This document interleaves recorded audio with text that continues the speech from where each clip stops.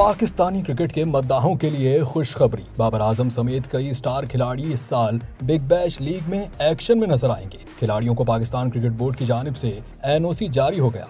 उन्हें अब लीग खेलने की इजाजत मिल गई है। जिन 7 खिलाड़ियों के बीपीएल फ्रेंचाइजीज से मुआहदे हैं, उनमें बाबर आजम, शाहीन शाह अफरीदी, हारिस रऊफ, शादाब खान, मोहम्मद रिजवान, हसन अली और हसन खान शामिल हैं। पीसीबी ने हाल ही में लीग्स के लिए एनओसी मौखर करने का ऐलान किया था, मगर खिलाड़ियों के लिए पहले से तयशुदा मुआहदों के पेश नजर उन्हें शिरकत की इजाजत देने का फैसला किया गया। दिलचस्प बात यह है कि सिडनी सिक्सर्स ने बाबर आजम के मद्दाहों के लिए एक खुसूसी बाबरिस्तान फैन जोन बनाने का ऐलान किया है, जहां शायकीन उनके एजाज में सरगर्मियां और तकरीबात मनाएंगे। बिग बैश लीग 14 दिसंबर से शुरू हो रही है और पाकिस्तानी स्टार्स की शिरकत ने पहले ही लीग के जोशो खरोश को दोगुना कर दिया है।